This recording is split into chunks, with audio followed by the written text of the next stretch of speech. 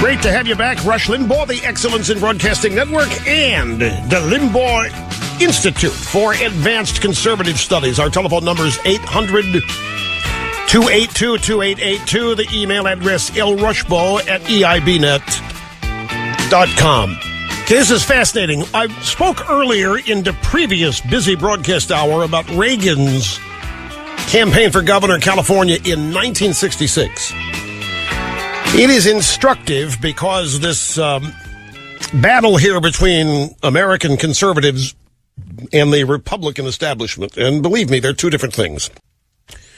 The Republican establishment is Northeastern Republican conservatives.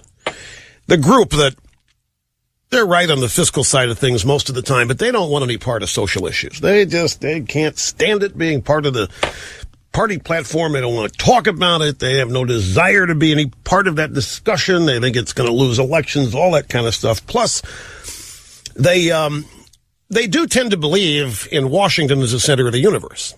So we have in our political parlance today this term independence. And the general theory is that in every presidential election, 40% of the votes automatically going to go to the Democrat, 40% automatically going to go to the Republican. So in the primaries, the candidates focus on the base to get the nomination. But then when they seek the big prize of the White House, they've actually got to convince those independents, that 20%, the great undecided. And the political consultants have come along and told every candidate, I'm the guy who can get those voters for you. I know who those independents are, and I know how to get them to vote for us.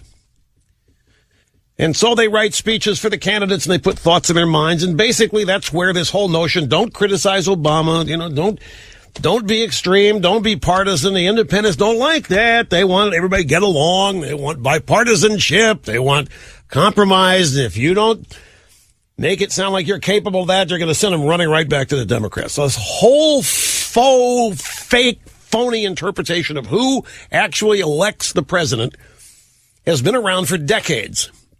I contend to you that moderates are simply liberals who don't want to admit it. Independents are, at least in the past, have been disaffected Democrats who vote for Republican.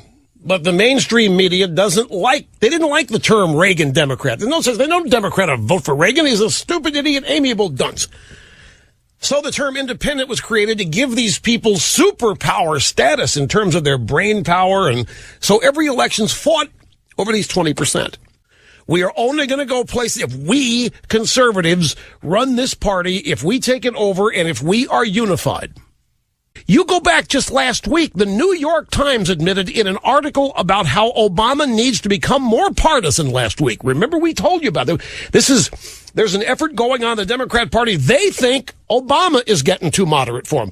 They don't think he's going to win. That's why he's reacting by going back to this class warfare stuff. He's trying to keep everybody happy by joyously being who he is, this class warfare warrior, setting groups of people against each other. He's gone full tilt liberal on everything, full tilt socialist, because the New York Times and the Congressional Black Caucasians are both telling him, buddy, you better be who you are because that's who we are, and you're not going to win not being who you are.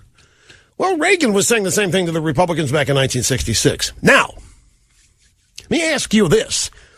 Let's pretend it's 1976. Let's pretend it's 1976 and Gerald Ford is president and Reagan decides to take on Gerald Ford in the Republican primary. Who do you think that the Republican establishment would back? Gerald Ford.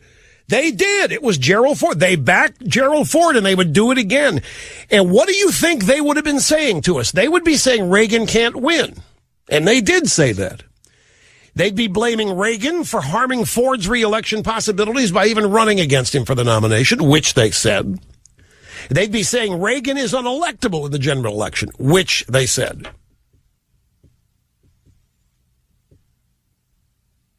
And that's what they're saying today. Why do you think these same people are writing pieces late at night, desperately begging Chris Christie to get in, desperately begging others to get in? It's because they want to shut down anybody on the conservative side that might get this nomination. Emmy in Loveland, Colorado. Great to have you on the EIB network. Hello. Hi, Rush. It's great to talk to you. Thank you very much. Hey, I'm no fan of the establishment. They irritate me most of the time, but what if they want Christie to run for the same reason I want him to run, because he's the best at articulating conservatism? I mean, besides you and maybe Marco Rubio, but I mean, there's no one else out there that... Well, no, that's an interesting question. Let me ask you, why do you think they're not begging Rubio to run? Rubio has been just as adamant as Christie that he doesn't want to run.